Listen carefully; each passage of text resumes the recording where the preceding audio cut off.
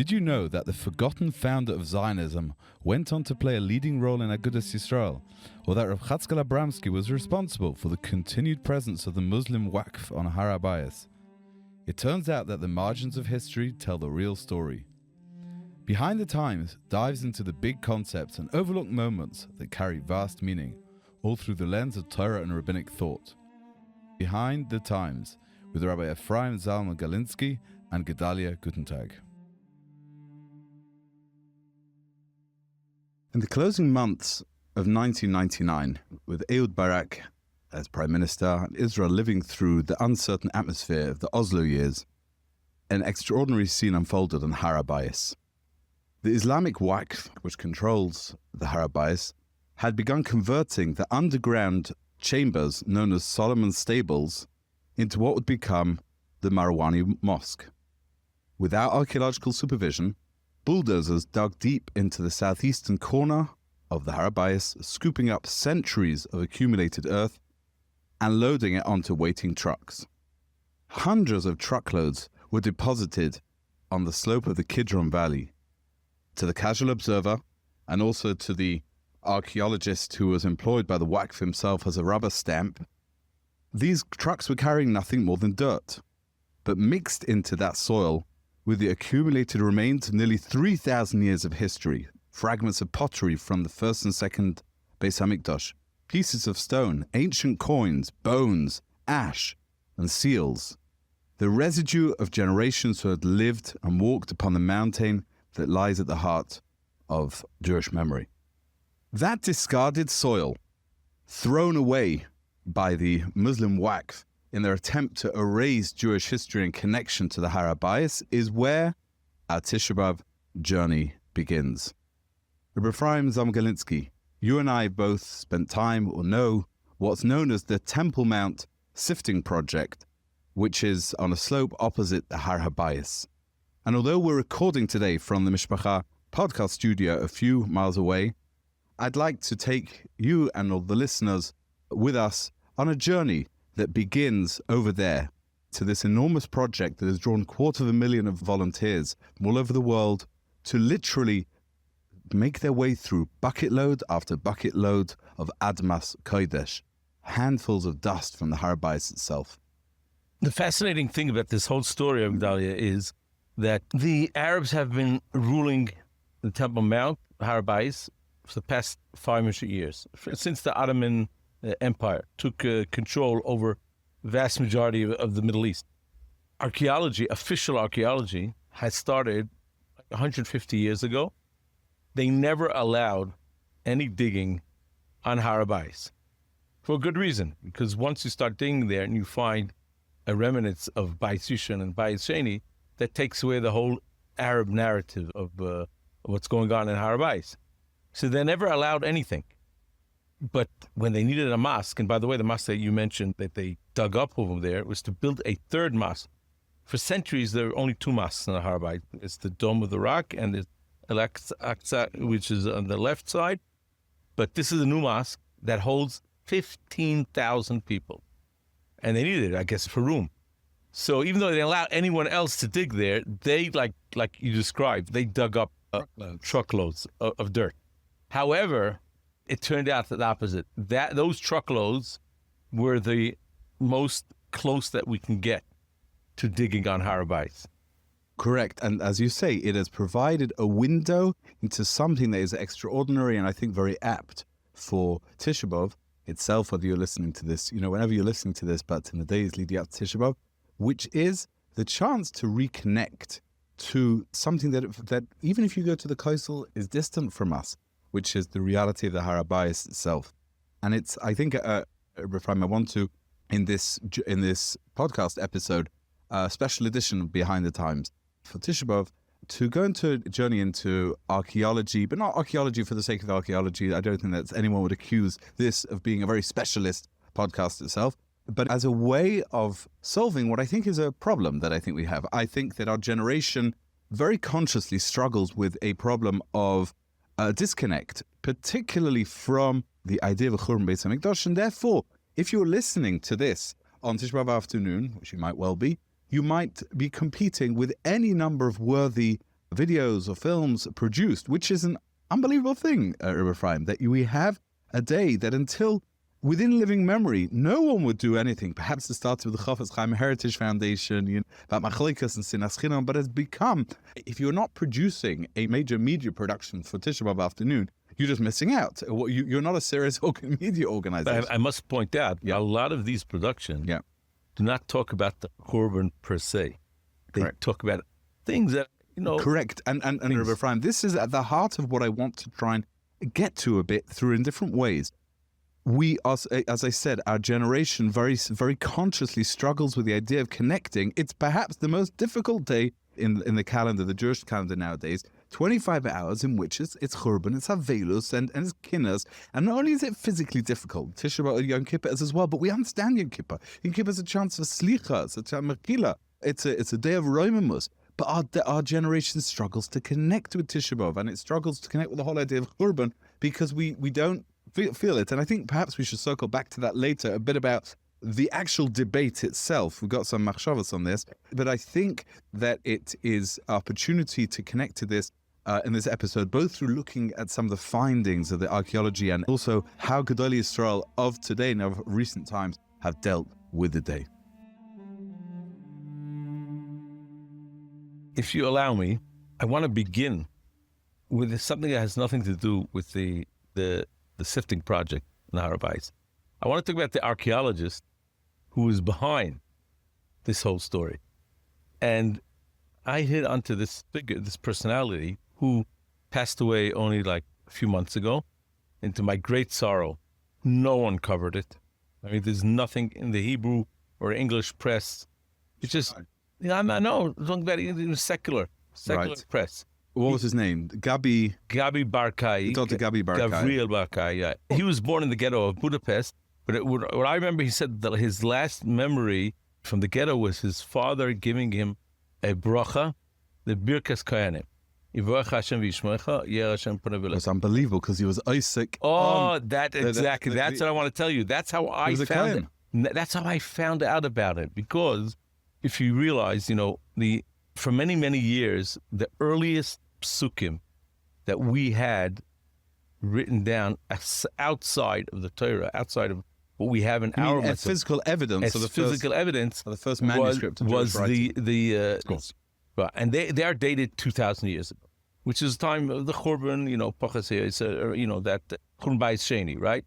But from Bayis Rishon, we don't have anything written, especially psukim. We don't have anything written. So that, that gives an opening to many heretics, But what's fascinating is that he was excavating a burial site that is outside the walls, called Ketev Hinnom. Is that what Ketev Hinnom? He says the Ketev Hinnom is his own invention, by the way. Ketev Hinnom means the shoulder of Hinnom. Yeah, he had to make up a name. Now, what's fascinating about that site is that usually graves from that period were looted because the minig was people used to bury valuables together with. Very interesting. Jewish. I don't know where. I have no. What's the Makor? What's the Makor? I have no idea what the Makor is. Buried with their valuables. Sounds like a bunch of Vikings or Egyptians or whatever. So usually graves were looted. Mm-hmm. So usually don't have anything from inside the graves. It's like it's empty because the people would just like destroy. Robbers would just destroy the graves. Literally grave robbers. Exactly. So he was checking out this site. And he had a kid who was tagging along, you need volunteers for these things, right? Even now, the sifting project. His dig on this place, Ketev Hinnom, he didn't have enough money for the dig or to get real volunteers. He had literally teenagers who were helping him. Right. A man who became a famous archaeologist. And what did he discover? Oh, so he tells a fascinating story. It's almost like a hashgacha story. Yeah. There was one kid who was a nudnik. How do you say that in English? He was he drove everyone mad. So he said, you know what? Do me a favor. There's a grave over here. Take like a broom and a dustbin, whatever it is. You want to keep him busy. He says the next thing I knew was that he was tagging on my shirt. And I wanted to give him such a clop, leave me alone. So he says, and he held in his hands like two artifacts. They're like things like from they were little pieces of silver. No. The silver not. No. It was. I think it was pottery at that time. Okay. And he says, where did you find this? So he says, he comes, and what they found out was something so fascinating. They said that the roof of the cave where the graves were caved in. Okay, so it dropped, and because it dropped, it buried underneath it all the valuables that were buried with this caver. Okay, So the grave robbers hadn't been able to access it. exactly, and they start taking out the thing from inside, and they find two tiny. If you would see it, how big it was, when you would think it was just a piece of junk, but they two tiny silver scrolls, like they were holding something. You have to unroll them. Were they silver, like cases with the scroll inside? No, I think it was written on the silver. There was on the silver. I think. Actually, scrolls. Now I'm remembering scrolls made of silver. Silver, right? And they were too brittle to unravel. Unravel, right? So, but what was written on them was the earliest. They found the Birkas Kohanim from the times of Yirmiyahu Hanavi, which is fascinating. We're talking about 500 years before the Dead Sea Scrolls. So this is a find that it's like an earthquake in historical circles, right? But for some reason, the one who found them, Gabi Barkai, was not. I would think that he would become like nationally famous, and when he passed away, people should have. He should have been a national treasure. Exactly, and it just like his passing just like unnoticed. It was so sad. But his next project was a sifting project, which people do know about, and we're going to talk about over here. So I think you're right in saying, Rabbi Galinsky, that you have isn't it something, he got a brachas kohen. I mean, this was a kohen and a Jew. He grew up clearly he wasn't particularly religious after when he came to Eretz Yisrael.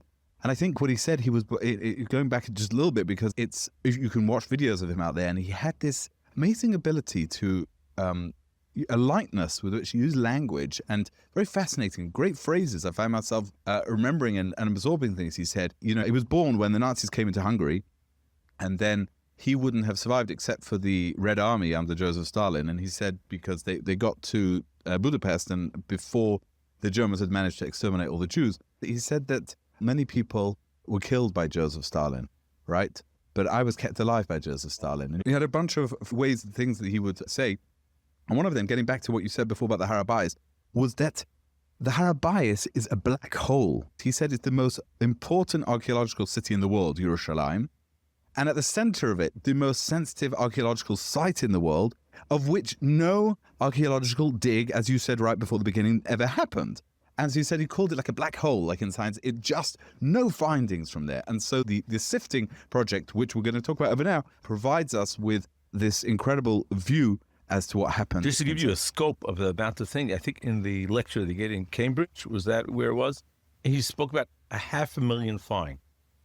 Right. So let's back up a bit and say what actually happened when the Palestinians, essentially the Waqf, which is actually controlled by the Jordanians, has to be, because that's a legacy of their control. That's the last thing that they've been able to keep control of the Har Habayis since 1967. No, the Israelis actually gave it to them. They gave it to them, but they didn't. The control of the Har Habayis is considered to be great prestige for the Hashemite kingdom of the monarchs of Jordan, because the rivals to the Hashemite, the Jordanians, are the far wealthier clan, the Saudis, who run the Al Saud family, who run Mecca, Medina, and that is for them a great prestige. So they have the third most important site for Islam is apparently, according to what they say, is Har Habayis. And there's a chashuva thing still for this monarchy. It's a source of legitimacy. So the Jordanians actually run it, but it's the Jordanians and Palestinians. I'm not sure we're going to cause an international diplomatic sensation on this podcast by saying it's much of a muchness. Jordan, the Palestinians, basically the same at this point. So when the Waqf came to start digging it out, there was a bunch of people who saw that this is, and the Israeli government knew what was happening. But it gives you an idea. This is 1996. They started the surveys, the Waqf on the Har Habayis. 1999, they bring in the heavy earth-moving equipment in this tremendously sensitive archaeological zone and geopolitically sensitive thing. And because of the Oslo process, which was all about don't rile up the Palestinians and don't rock the boat because we won't get a peace deal, and that was what Ehud Barak felt, and successive governments, they did nothing about it. They were busy literally carving up the Har Habayis in huge amounts of earth moving, and they did nothing about it. And it was only a few of the archaeologists then. Can you imagine, Ephraim, anything like that happening today? There would be legions of people out there who were demonstrating, who were literally blocking those trucks with their own bodies. Imagine that, the same way they tried to block them going into Gaza. They wouldn't let, but it goes to show how weak everyone felt back then. You can't do anything to the Palestinians, you can't upset them, etc. And so they didn't do anything about it. What they did was they dumped with utter contempt, as if it was trash.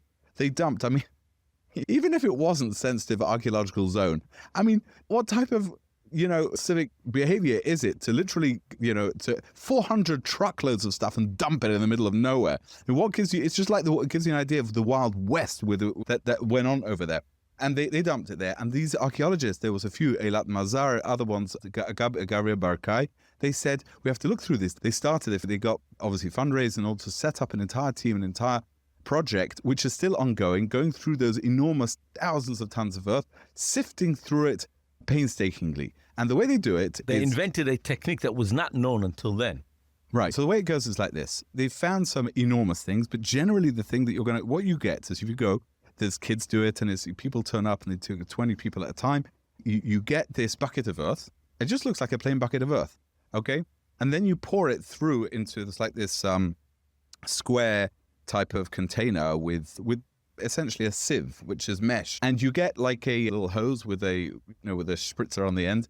And that's why kids love it, because it's very primitive. It's extremely primitive, but it's effective. Kids and families love it because it's like, it's there on the tourist areas, but it's all shaded because so it's got a roof over it, and there's lots of water, and you spritz the thing. And so they literally use kid power, kiddie playtime. Who makes sure that if anything is found? So what happens is when you go in, the archaeologists, the volunteers on the site, they give you a little talk and they show you that generally speaking, whatever you find will fall into one of 5 or 10 groups. I don't remember which. And so you already know, because a huge amount of what you're going to find there is pottery. And pottery sometimes can be... Pottery, coins, jewelry, and seals. Correct. Right? Now, what happens is, if you see a seal, it looks very like a bit of pottery, right? But eventually, after half an hour there, you start seeing, you can find little blue tiles, and then the kids will say, oh, I found something. The adults feel amazing. And it could be a tile, or it could be a piece of bone, because remember, there's huge amounts of carbon, so who knows what was going on there for thousands of years. It's the junk and the treasure of millennia. That's what's going on over there. And it is an unbelievable feel to there.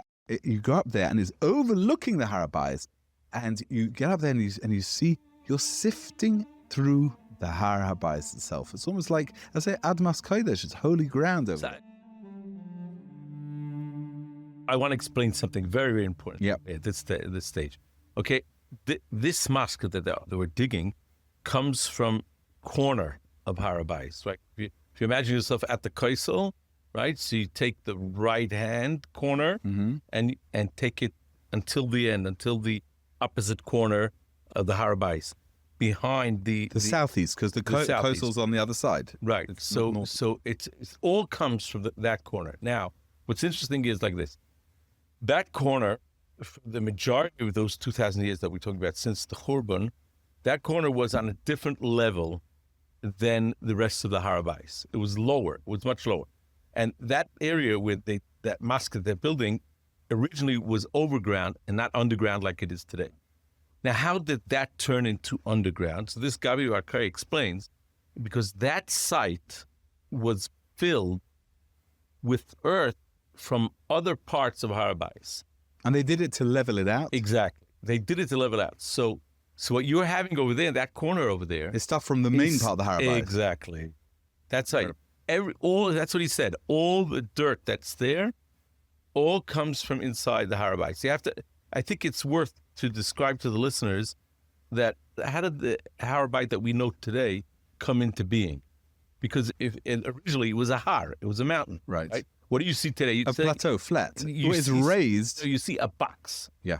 Now, why do you need a box? Because when Horus, King Herod, when he wanted to expand the Beis Hamikdash and actually rebuild it, so he had to have a straight platform in order to build a massive building. On the regular mountain, it would have been impossible. Yeah. So what he did was he enclosed the entire mountain into a box. And that's what we see today. The Kaisel Maravi is one. That's side, Herod, King Herod. Right. And the Kaisel Adroimi is the other. And until you have like 4-sided box, and he filled it with earth. That's how we created this thing. Now, the entire area of the Har Habayis whenever they had construction or anything like that, the stuff that was left over was spilled into that southeastern corner. It was like a landfill. Right. Yeah. But it all came from inside. Mm-hmm. That's why it's a wealth of information for what occurred in the entire Har Habayis, not only in that corner. So in essence, it's a giant dustbin that contains a lot of rubbish and a lot of amazing findings. Some of the things I think perhaps we can talk a little bit about what exactly some of the treasures that have turned up there over the ages. Like for me, the most fascinating find was what they call it in Hebrew a bula, a seal. It's actually a seal when you want to send a letter to someone or a package. So you would... Hold on, is that where the Hebrew word bull comes from, a stamp? It could be, right. Because it is a Latin, bulla or bulai, right? It's a Latin word, so presumably that's where bull, right. Modern Hebrew, I never thought about that. So once you open up the package, so it breaks apart. Yeah. Right, because that's the whole idea, to show that it's authentic. Yeah. It's like it used to be, when we were children, they still had like wax seals, if you remember them. No, Rabbi Ephraim, you're giving away approximately your age. I have never seen a wax seal. Okay. So in any case, so it would be broken apart. But what they found fascinating, they found a seal from a Kohen from the Imer family. I remember hearing from Rabbi Kai that it was Itziel, but here it says Eliyahu. Ben Imer, it says. On the seal, it says Ben Imer. And that clicked something by him, by Gabi Barkai. Yeah. Because it says, we know the Imer family. Where do we know them from? We know that they were in charge of the Har Habayis at the time of Yirmiyahu Hanovi. And probably his brother, Pashur ben Imer, was the one who imprisoned Yirmiyahu Hanovi. Meaning we know from Yirmiyahu and Divrei Yomim that this Pashur ben Imer existed. Right. And here you find a seal saying Itziel or Eliyahu ben Imer. Ben Imer, who's and from the like same family. The same period. Right. So we're talking about you have in your hands a historical piece of evidence from the times of Yirmiyahu Hanovi on the Har Habayis. I find that it's so emotional. So, and Yirmiyahu Hanovi is the one who is writing about the Churban Beis Hamikdash. He's the Navi of the Churban. Right. He's the Navi of the Churban. And when you hold this, or even if you see this, and I think it's so important just that, you could just do a simple search and you see a picture like this. It takes you back 3,000 years or 2,700 years to the time of the Churban. And there's other things, plenty of findings there that take us back to the actual Churban or Churb, because the Har Habayis itself was a battle site. It was obviously the end game of both of the Churbanos. They found arrowheads from Nebuchadnezzar, right, and also from Titus, right, and Titus. These are all the way from Italy, made in Italia. They found them over there, and you realize that this it just connects you when you see a thing like this. Visually, I think the most impressive find was 150 tiles, colorful tiles that were the floor of the Beis Hamikdash. And Chazal tell us how beautiful Beis Hamikdash was built by Hurdas. By Hurdas. Herod. Mishalei Ra Binin Hurdas, Leira Binin Noam Yomov. Right. Gemara and Bavasra. So it's interesting. How do they know that this was from the Bayis Sheni, from the Kufa of Hurdas? Because they found the same tiles in different palaces of Hurdas all over. Well, hold on, because Herod built Masada. That is, what else did he Herodion. The Herodion, right? Right. And he had other summer palaces. I think there's one in Yericho, in the area of the Yericho. Do you know, it reminds me, I always say, this is what, after spending a few years touring Eretz Yisrael, I thought to myself, the biggest builder of the land of Israel before the Azrieli family was King Herod. He was an incredible builder. In fact, people don't know, they go to the Maras Machpelah, the building on top. That building was built by Herod. It's the same stones as the Kaisel. Huge. He was a builder. He built on scale. If I'm not mistaken, he also built the port of Caesarea, right? And there, to give you an idea, Hurdas was building with Roman technology. And the technology was so advanced, and this is one of the things that really impressed me when I visited. There's a museum there in the port, because it had an artificial harbor that was built by Herod. And about 500 years ago, it collapsed in the time of the Ottoman Empire. And the Ottomans didn't possess the technology to rebuild Herod's port that stood for 1.5, because the Romans had a technology that it took till the modern era to to reenact and to things like this. But yeah, to see Herod's, and particularly about those floor tiles, is very interesting, because I remember when I visited this sifting project, so one of the things that you find is little bits of colored tiles. Now, the reason they have that, that, as you say, a tile is a big thing, is a unique find. But there's a lot of common tiles, because the area must have been tiled and retiled how many times in history? This is a building that's building even under the Muslims down for 1,000 years in between with the Crusaders. But the Muslims particularly, they use in their arabesque art or decoration, they'll use colored tiles. And so a lot of what you find, these blue tiles, could have just You don't know what you're finding. Yeah, so they know how to classify them. And, so some of it just may be a Ottoman refurbishment from 200 years ago. But essentially what we're looking there is these tiles. And they've been able to reconstruct the beauty of these tiles themselves, because we know the Gemara tells us that the effect that Hurdus, the Herod Kigali Hayom, it had the effect of waves. And this didn't mean anything until about 10 years ago, when through the sifting project, and in an interview about 10 years ago, I saw Gabi Barkai said, he says, we ourselves were not privileged to see the Beis HaMikdash in all its splendor, but through these extraordinary flaws, we can gain at least a small impression of its magnificence. He was really, in some way, really lived this Beis HaMikdash finding in some way. And another thing that he mentions in one of his lectures is that Josephus, Yosef ben Matisyahu, who was a Kohen in the Beis HaMikdash, he describes the impression that a person got when he was climbing up the stairs, like from the Shuk of Yerushalayim, climbing upstairs until he reached the Har Habayis, and you would see a massive structure in front of you, which was, according to what he said, was the largest religious structure in the ancient times. Okay. The Har Habayis, like the building that was on the Har Habayis. Mm-hmm. And one of the most impressive achievements in that building was what they called the stav. It was like a gigantic porch with hundreds of pillars. Mm-hmm, mm-hmm. And what they found in the findings over there was the stone that was on top of the pillars that held up the roof. Yes. So one of they call it a capital, the top of a Greek or Roman column is like this intricately carved massive piece of masonry. And that is that's a crazy thing, because the things that they normally find in the sifting project are tiny. Right. This is big. This is a big, like a huge, like a big watermelon size. Josephus called it, you saw a forest of pillars when you reached the top of Har Habayis. And they found one of the top stones of these pillars. Another interesting thing that they found was a piece of pottery that said Migivon Lamelech.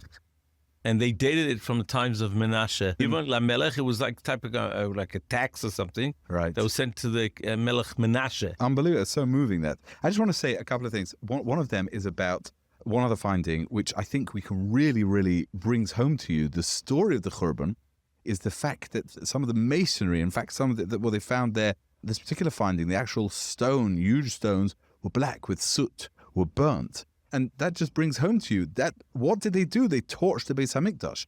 And here we have the stones are black. The soot does not disintegrate. And the after effects of fire elsewhere in the old city, for example, if you go down through the Rova, through the courtyard after the Churva, and there is under the arches where there's shops and restaurants over there, before you go down to Ish HaTorah and that type of thing, is you find there's a museum there called the Burnt House. And the burnt house was burnt in the time of the Churban itself, and they found you can see a picture of it, obviously taking it away. But the archaeologists, when they found the skeletal arm of someone who was killed, leaning, who was burnt to death or something, but his arm was still intact there, the other arm, inside the burnt house itself. Fire survives thousands of years when it's preserved in that way. And so you see the Sreifa. So we talk about on Tisha B'Av, we talk about that after Chatzos, that the reason that Avelus gets less, and in fact, perhaps the reason you listen to this is because the Sreifa was happening, and that was like the other Beis HaMikdash, and that was like the Kvura of the mace itself. It's not Mesa Mutalafonov, it's after Kvura already. The Sreifa, we see that Sreifa, we see that burning itself, and that's one thing that made an impression also of these findings. But just another thing I think is worth bearing in mind as well, which is, what was Gabri Barkai's context? Who was he doing archaeological or academic battle with? So the main claim against the Temple Mount dig and that comes out very strongly in his lecture in Cambridge, was that if you want to present an archaeological find, it has to be done in context. Those two words, that's the essence of the purists would say that is the only legitimate. Right. What does it mean in context? Right. You have to find it, discover it at the site where it was buried. Which is impossible here because here it's impossible. The Palestinians carted they it off. tied our hands down, right? Because they'd only allow you to dig in the site itself, and once if they removed it from the site, right? But that's it. It's not out of context already, so you don't have anything to prove. So he has a very strong taina there. He says the vast amount of finds overrides that claim of that it's not in context. And he said he digs at them. He gives them a stock. Well, let me explain who them is. I think it's important to understand that there is a coherent archaeological school that is actually in some ways driven by pro-Palestinian narrative that has sought to belittle and minimize the Jewish connection to the Har Habayis, but in general to belittle the existence of the biblical narrative itself. Really important. They call it the minimalist, school, or the Copenhagen schools. A couple of academics in Copenhagen who were at the center of this, and very influential in the 90s, 2000s, which was when the Sifting project got off the ground. And basically, it says like this: the contention of these academics was the biblical narrative of what is called United Kingdom. Now, I'm from England, right? Talk about United Kingdom of Great Britain. It means the Mamlacha Mu'chedet, a Davidic, and from David HaMelech and Shlomo, a powerful, centralized state that was cohesive, coherent, and ruled territory on an imposing scale enough to justify all the narratives around it. They say, Ladam, lo hoyev lo nivra. Not true. They say like this, in one version or another. King David was a hilltop chieftain. He ruled over a little town on a hilltop that had no great significance in the area. And their contention is because we don't find that any of the other regional powers mention David HaMelech or Shlomo. So they say he probably is, and this is the extreme wing of this school of thought, says he is a fiction. He's a biblical fiction. I'll tell you what's weird about that, even Lishitasim, what's weird about it, that last week we spoke about the fact that Sancheriv made such a deal to commemorate his capture of Lachish and mention that the king of Judah at that time, Chizkiyahu, was giving him gifts and giving him taxes, right?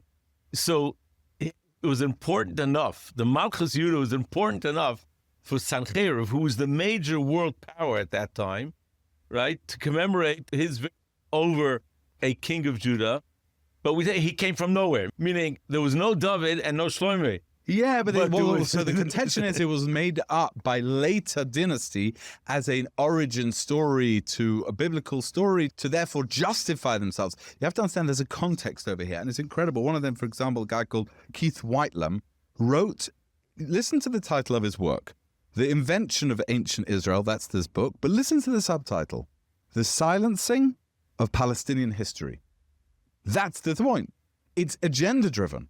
And so they say there's no evidence, and so we push back again. It comes apart, remember the 90s, the 80s and 90s, times very much of religious skepticism and pushback against the dominant religious or cultural narratives in America, elsewhere as well. And they said, no, it's not true. And so archaeology, I think, becomes geopolitics. You can see the present leader of the Palestinian Authority, Mahmoud Abbas, right? Abu Mazen, as they call him.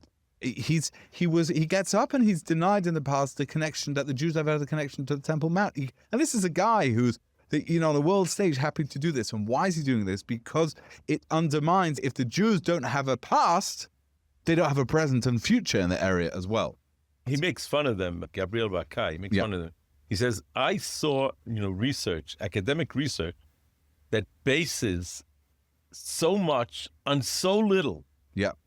And here they're taking at 500,000 fines and saying, just because it's not in context, then it doesn't have validity. And Gabi Bar Chaim, in fact, said a very powerful thing.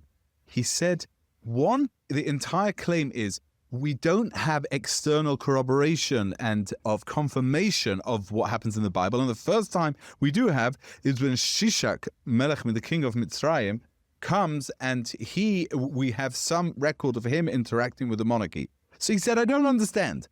At Shishak, you're willing to say suddenly that when the kings mentioned the Bible is also mentioned in the wider historical record.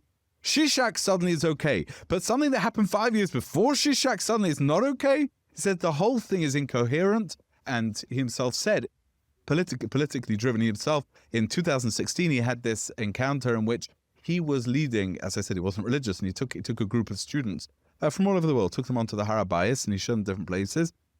He was talking about Har Habayis, or the Temple Mount. And I think in English, he said the Temple Mount. And the Muslim Waqf guard who's there with the group started listening. He said, you're not allowed to say Temple Mount. And he went to one of the Israeli policemen who was present. And the policeman said, yes, you have to stop saying Temple Mount because it's going to cause an international incident. And so he said, you know what he said? From now on in the talk, no more Temple Mount. We're talking about the TM. And so for the rest of the call, he had a sense of humor.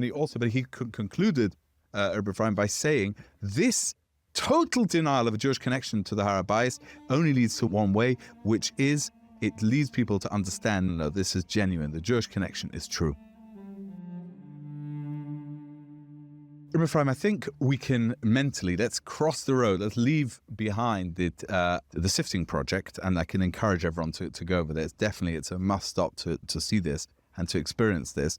But let's leave this behind. I just want to ask you a particular question, and I think we perhaps answer. The question is, why indeed is it, we've spoken at the beginning of this episode, why indeed is it that our generation feels so, we can connect to many things. People connect to all different things, but Tisha B'Av itself, people feel that it's very hard to connect to. What do you think lies at the bottom of this? So I want to answer you with a story. I think I heard the story from Rab Dan Segal, but I'm not 100% sure, so please be moichel if it's not accurate. Moichel in the name of the listenership. Right. So the story goes like this, that Rab Chatzkel Levenstein, who was a tremendous tzaddik, right? We don't doubt his emunah, right? He was like, his whole avodah was about it. His first shmooze that he heard, he goes from Rabbi Yerucham in Radin, and he spoke about emunah, and on that he based his whole hashkaf and musar, Rab Chatzkel Levenstein. A lot of svarim on emunah. Someone passes by his office in the Panovich Yeshiva, and he hears a terrible noise of things falling. He didn't understand what was going on. So he opened up the door and he sees, I might laugh on this, but you have to try to understand the idea. He sees Reb Chatzkel tied, 20 shtenderim together with a rope or something. And he pulled it in one shot and it all came tumbling down. It sounds weird, right? What was Reb Chatzkel doing there? So Reb Chatzkel said that it's not, one of the, I think, great Baalei Mussar said, Rav Dessler had emunah in his head, and Reb Chatzkel Levenstein had emunah in his hands. Reb Chatzkel Levenstein, he read something about the Kriyas Yamsuf, about the tremendous noise that happened when the chariots of the Egyptians started stumbling upon themselves on the bottom of the sea because of the mud that was created by the Amud Eish and with the water and all that. And he said, I wanted to feel it in my bones. I wanted to feel it.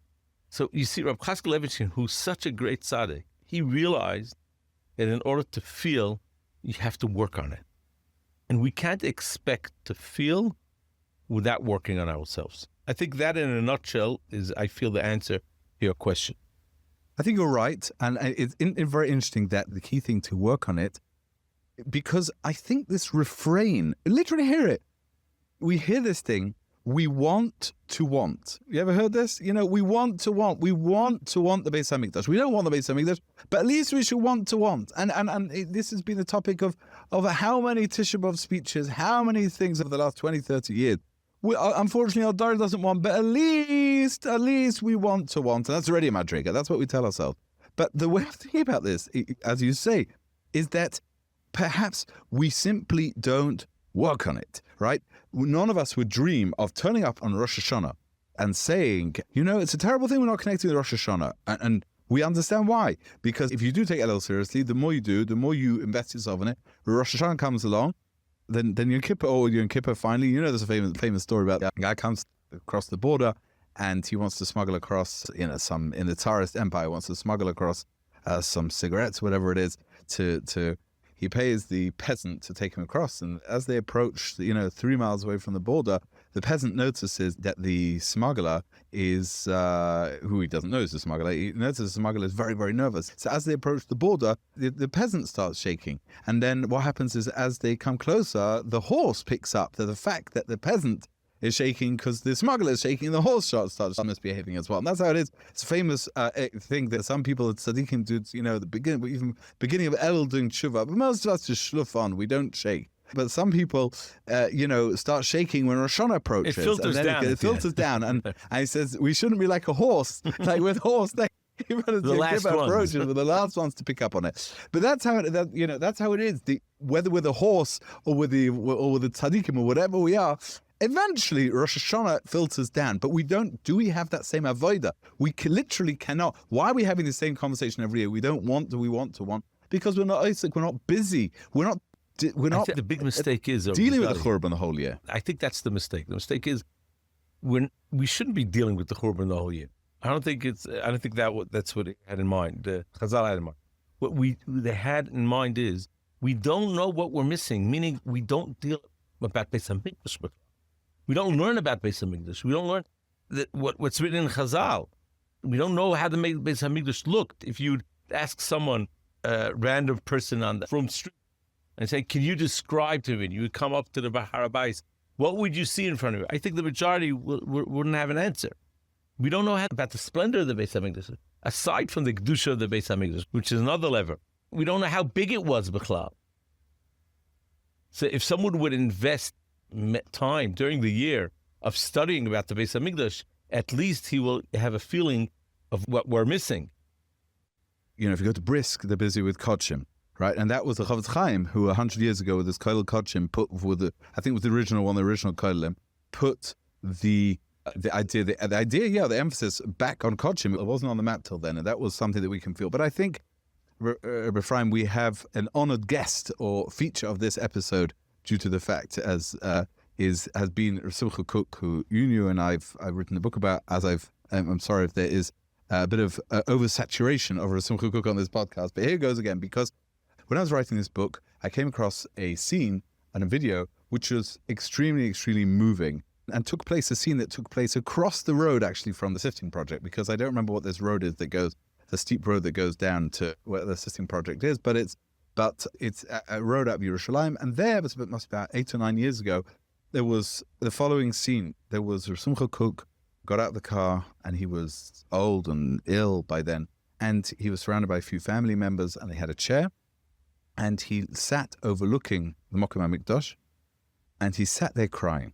He sat there absolutely crying, and he sat there singing, and it's an incredible clip to see this, because Reb Simcha had perhaps his anthem was a nigun that I think he'd learnt from, if I'm not mistaken, Reb Zvulun Graz, who was the Av-Beis in Rehovot before.